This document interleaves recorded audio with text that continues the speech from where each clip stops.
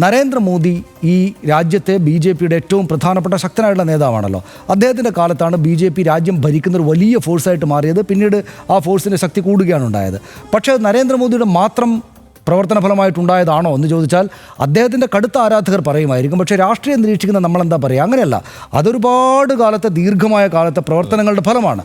1925-20കളിൽ തുടങ്ങിയ ഹിന്ദുത്വ രാഷ്ട്രീയം, ഒരുപക്ഷെ അതിനു മുമ്പുള്ള ഹിന്ദുത്വ രാഷ്ട്രീയം, ആ കാലം തൊട്ട് RSSൻ്റെ പ്രവർത്തനം, പിന്നീടുണ്ടായ ജനസംഘം, അടിയന്തരാവസ്ഥ കാലം, പിന്നീട് ബി.ജെ.പി, വാജ്പേയി, അദ്വാനി എന്ന് പറഞ്ഞിട്ട് വിജയം പൂർണ്ണമാകുന്ന സമയത്ത് ആ സ്ഥലത്ത് കൃത്യമായി ഫിക്സായിരുന്നത് നരേന്ദ്രമോദി ആയിരുന്നു എന്നത് നമ്മൾ രാഷ്ട്രീയത്തെ പഠിതാവെന്ന നിലയിൽ സമീപിക്കുന്ന ആളുകൾക്ക്, രാഷ്ട്രീയ നേതാക്കളായിട്ടല്ലാതെ പ്രത്യേകിച്ചൊരു താല്പര്യമില്ലാതെ അല്ലെങ്കിൽ രാഷ്ട്രീയ പഠിതാവ് എന്ന നിലക്ക് കാണുന്ന ആളുകൾക്ക് അങ്ങനെ കാണാൻ പറ്റൂ. അതൊരു കണ്ടിന്യൂവേഷൻ അവസാനം. പക്ഷേ അപ്പോഴും ആ നേതാവിന് പ്രസക്തിയുണ്ട്. കാരണം എന്താണെന്ന് വെച്ചാൽ ഈ ഒടുവിൽ സംഭവിക്കുന്ന സ്ഥലത്ത് ആ കാലത്തിൻ്റെ വെല്ലുവിളികളും ആ കാലത്തിൻ്റെ ജനങ്ങളുടെ താല്പര്യവും ഉയർത്തി കൊണ്ടുപോകാൻ പാകത്തിനുള്ള നേതൃശേഷിയുള്ള ആളാകണം അവിടെ ആ ഘട്ടത്തിൽ ഉണ്ടാകേണ്ടത്.